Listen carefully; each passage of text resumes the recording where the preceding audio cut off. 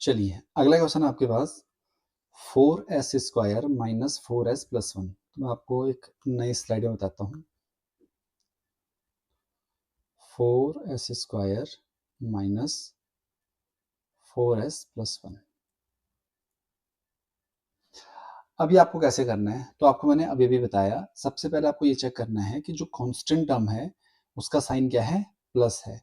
अगर प्लस है तो ऐसी दो संख्याएं ढूंढनी है जिनका योग 4 हो और जिनका गुणनफल कितना आना चाहिए, जो सबसे लास्ट है और सबसे फर्स्ट है इनके गुणा के बराबर आना चाहिए। मतलब 4 इंटू 1 कितना आना चाहिए, 4। तो ऐसी दो संख्याएं ढूंढनी है जिन्हें ऐड करके भी 4 आए और गुणा करके भी 4 आए। तो आप क्या करोगे, ये 4s² को तो ऐसे लिखोगे, आपको बताया मैंने, माइनस जो बीच वाला 4 है इसे छोड़ दोगे, लिखोगे s+1। तो हम सिर्फ जो बीच वाली टर्म है इसे अलग अलग कर रहे हैं, बाकी सारा एक जैसा है, तो आपको उसमें कोई भी चेंज नहीं करना है।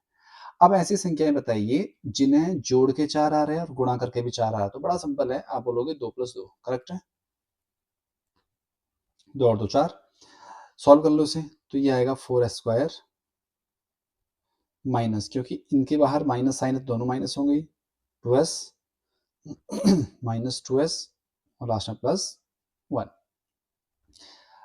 क्योंकि इन दोनों के बाहर माइनस साइन है तो ये भी माइनस हुआ, ये भी माइनस हुआ, और s की दोनों से गुणा होगी। अब आप एक पेयर यहां से बना लो और एक पेयर यहां से बना लो। तो पहले में से अगर आप 2s कॉमन निकाल लो तो यहाँ बच जाएगा 2s और माइनस, क्योंकि पूरा बाहर निकल गया तो यहाँ 1 बचा, जहाँ कुछ भी नहीं है वहाँ 1 है। अब इन दोनों में आपको कॉमन कुछ नहीं दिख रहा होगा तो 1 है, लेकिन आपको बताया मैंने अगर पहले वाले का साइन माइनस है तो माइनस कॉमन आएगा, -1। तो ये भी हो जाएगा 2s - 1, ताकि आप अगर इसकी गुणा करोगे अंदर तो ये माइनस हो जाएगा और ये प्लस हो जाएगा। अब 2s - 1 यहाँ भी है, 2s - 1 यहाँ भी है, तो ये तो आ गया कॉमन, 2s - 1 यहाँ बच गया 2s और यहाँ बच गया -1। अब क्योंकि आपको शून्यक निकालना है तो बराबर में शून्य कर लोगे आप। तो जब 2s - 1 को 0 करोगे तो आपको दिखेगा कि जो 2s की वैल्यू है ये राइट साइड जाके 1 हो जाएगा। तो s की वैल्यू क्या आएगी, 1/2। एज इट इज ये वाला भी होगा क्योंकि दोनों वैल्यू सेम ही है, तो यहाँ से भी जो s की वैल्यू है 1/2 आएगी। तो आप अगर ध्यान से देखो तो आपका पहला वाला भी मतलब अल्फा भी 1/2 आ रहा है, जो अपना पहला शून्यक निकाला, और बीटा भी 1/2 आ रहा है। ठीक है, अब मुझे प्रूफ करना है, वेरीफाई करना है, तो अल्फा प्लस बीटा कितना होता है, आपको बताया मैंने, -b/a।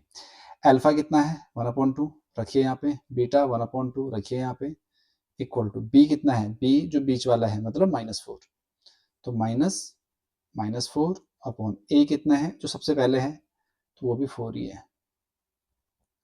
अब 1/2 + 1/2 एलसीएम 2 आया, ऊपर आएगा 1 + 1 इज इक्वल टू माइनस से माइनस कट जाएगा, तो ये आएगा 4/4। तो आप देखोगे 2/2 और ये आ रहा 4/4, इट मीन्स ये भी 1 आ रहा है और ये भी 1 आ रहा है, मतलब हमारा आंसर बिल्कुल सही है। ऐसे ही अगर मैं दूसरा सिद्ध करूं, दूसरा वाला जो संबंध था, अल्फा बीटा होता है c/a। अल्फा 1/2 है, बीटा भी 1/2 है, सी सबसे लास्ट वाला 1 है तो 1, और ए क्योंकि 4 है तो 4, तो 1 क्योंकि बीच में गुणा है इनकी, तो 1 × 1 2 दूनी 4, यहाँ भी 1/4। इसका मतलब हमारा आंसर बिल्कुल सही है। तो इस प्रकार आपको ये वाला क्वेश्चन भी सॉल्व करना है जो हमने सेकंड वाला किया। ऐसे ही थर्ड वाला अगर आप ध्यान से देखोगे तो इस थर्ड वाले के लिए आपको क्या करना है, पहले से रीअरेंज करना है। इसका मतलब ये हुआ, जैसे दिया हुआ है क्वेश्चन 6x² - 3 - 7x।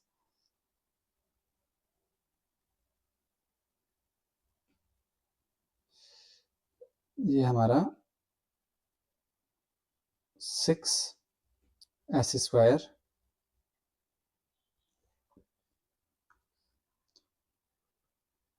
-3 - 7x, यही है क्वेश्चन।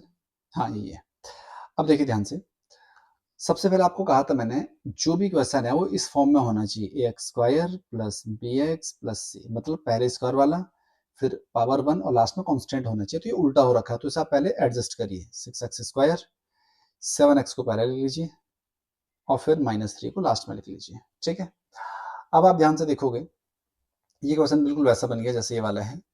अब यहाँ भी आपको सेम करना है। सबसे पहले कांस्टेंट टर्म चेक करो, माइनस में है तो ऐसी दो संख्या है जिन्हें माइनस करके 7 आ रहा है, मतलब घटा करके आना चाहिए 7,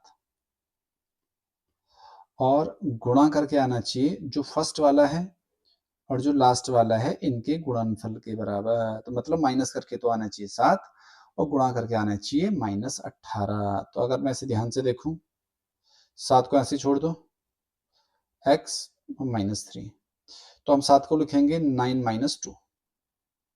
ठीक है, क्योंकि 9 में से 2 माइनस करो कितना आएगा, 7 आएगा। सॉल्व कर लो इसे, तो 6x स्क्वायर, क्योंकि इसके बाहर माइनस साइन है तो माइनस प्लस का माइनस, 9x माइनस माइनस का प्लस 2x और लास्ट में -3।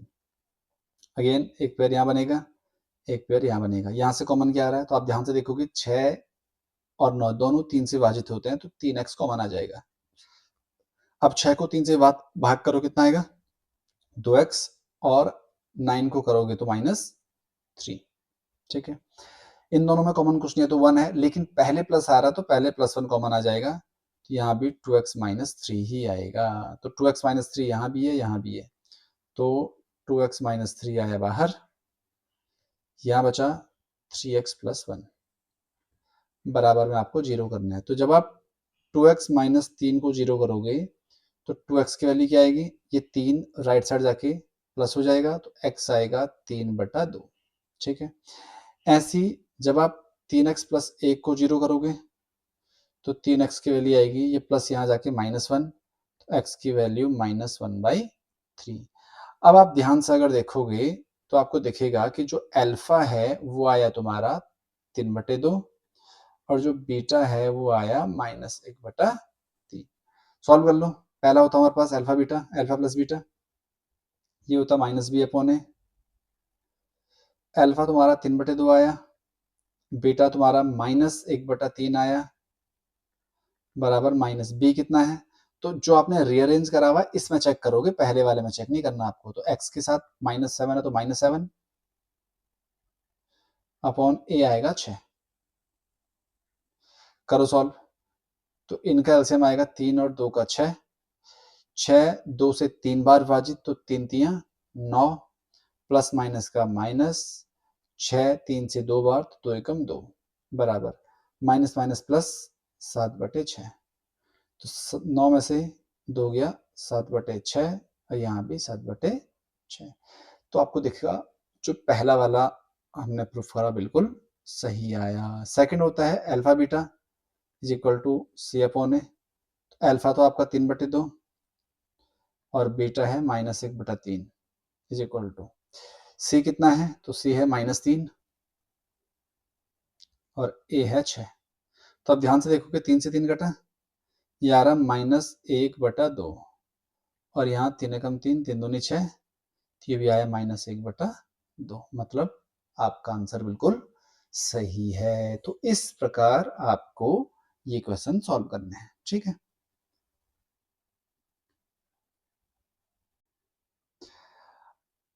आगे आपके पास है क्वेश्चन नंबर 4 फर्स्ट का, लिखा हुआ है 4u² माइनस प्लस 8u। देखो, अगर दो टर्म वाले कभी भी क्वेश्चन आए, जैसे एक ये वाला है और एक ये वाला है, तो ये आप किस तरीके से सॉल्व करोगे।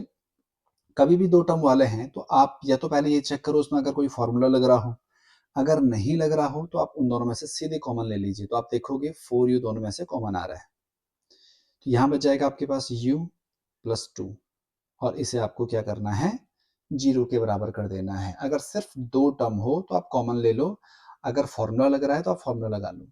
अब यहाँ पे एक तो ये आपके 0 आ गए 4u और एक आ गया u + 2, क्योंकि आपने इसके फैक्टर कर लिए, मतलब गुणनखंड कर लिए हैं।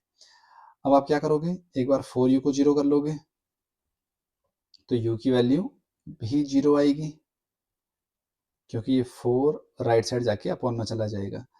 और यहाँ जब मैं u + 2 को 0 करूँगा तो u की वैल्यू -2 आएगी। तो अगर आप ध्यान से देखोगे, अब अल्फा आपने 0 मान लिया और बीटा आपने 2 मान लिया, तो अल्फा प्लस बीटा क्या होता है? आप बोलोगे -b/a। अल्फा क्योंकि 0 है प्लस बीटा 2 है इज इक्वल टू बी मतलब जो बीच वाली टर्म होती है जिसमें एक ही वेरिएबल होता है, तो 8 तो -8, सॉरी ये u -2 है तो यहाँ -2 आएगा, इसकी जगह -2 आएगा क्योंकि जो बीटा है वो -2 है, तो -2 आएगा अपॉन में a, क्योंकि आपका u स्क्वायर के साथ वाला है 4, तो ये आएगा -2 इक्वल टू, इससे कट जाएगा 2 टाइम -2। ये तो है आपका पहला वाला, ठीक है। दूसरा क्या है? जो अल्फा बीटा है वो है c/a। अल्फा क्योंकि आपका 0 है, बीटा आपका -2 है, ये माइनस है, इज इक्वल टू c, मतलब यहाँ पे क्योंकि कांस्टेंट टर्म है नहीं तो उसे हम 0 मान लेंगे, अपॉन में a 4 है। तो अगर आप ध्यान से देखोगे 0 इंटू -2 0, 0 इक्वल टू 0। तो इस तरीके से आपको ये वाला क्वेश्चन सॉल्व करना है, ठीक है। अगला आपके पास है t² -15 इक्वल टू, मैं आपको बोला 2 टर्म है तो 0 कर लो। अब देखो यहाँ से कुछ कॉमन तो आ नहीं रहा है, तो आप चेक करो कोई फॉर्मूला बन रहा है, तो क्या मैं इसे ऐसा कर सकता हूँ? t² तो मैंने एज इट इज लिखा क्योंकि उसमें चेंज नहीं किया जा सकता है। 15 को मैंने लिखा √15 का स्क्वायर, क्योंकि स्क्वायर से अंडर कट जाता है, इक्वल टू 0। देखो स्क्वायर से रूट कट जाएगा तो बात तो सेम ही है, 15 ही आया। अब आप ध्यान से देखोगे a² माइनस b² का फॉर्मूला इसमें लग रहा है, तो फॉर्मूला होता है a प्लस बी और a माइनस बी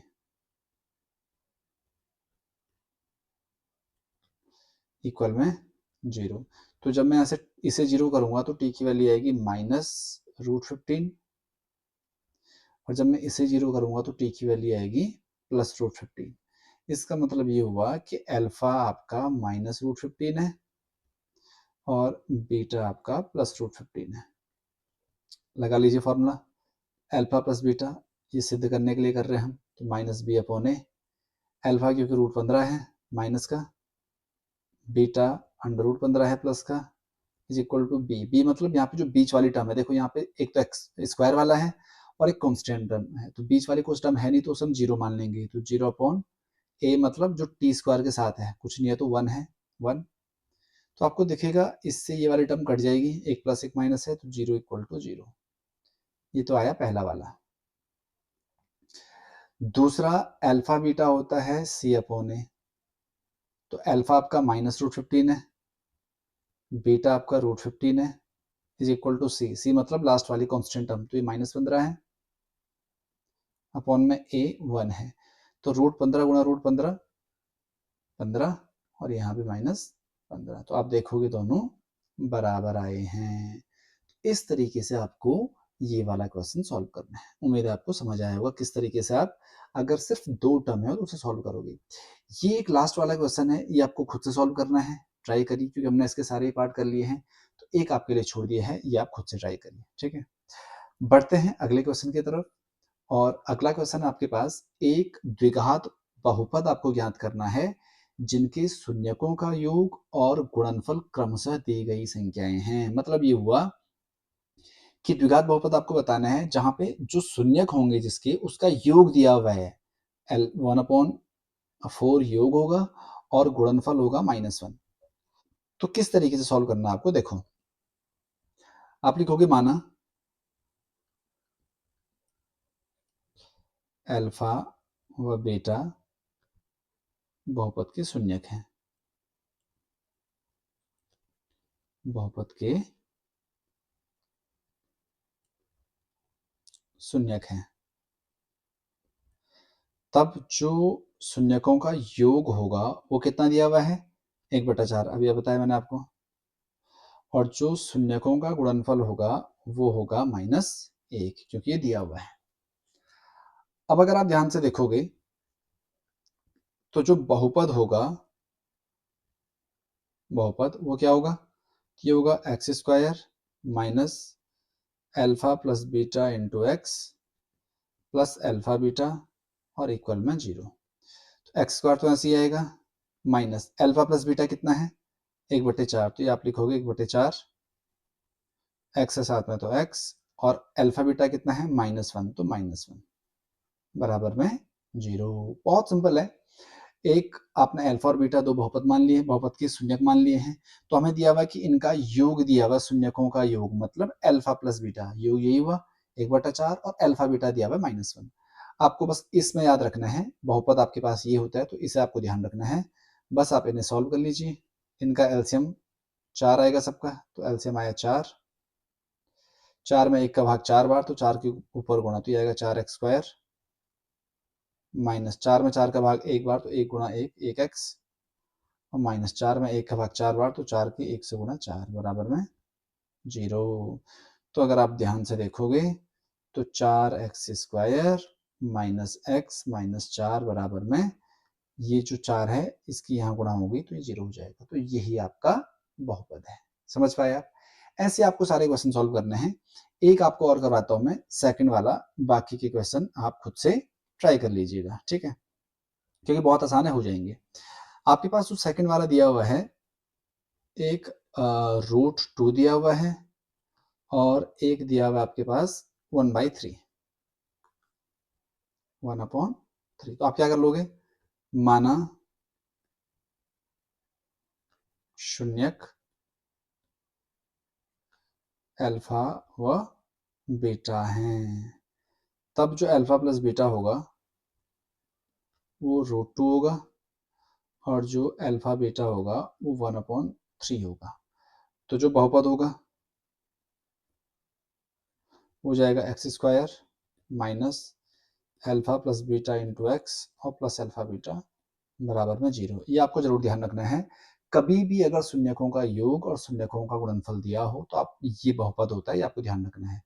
तो x² आप ऐसे रखोगे, माइनस अल्फा प्लस बीटा कितना है √2, तो रखो अल्फा प्लस बीटा की जगह रखो √2x, और प्लस अल्फा बीटा क्योंकि 1/3 है तो 1/3 बराबर में हो जाएगा 0। ठीक है, अब आप क्या करो, इनका एलसीएम ले लो।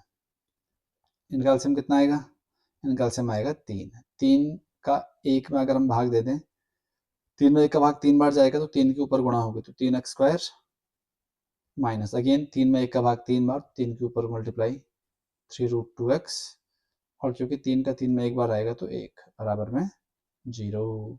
अब अगर हम क्रॉस मल्टीप्लाई करूँ तो ये आएगा 3x² माइनस 3√2x प्लस 1 बराबर में 0, और यही आपका आंसर है। तो उम्मीद है आपको इस टाइप के क्वेश्चन भी समझ आए होंगे।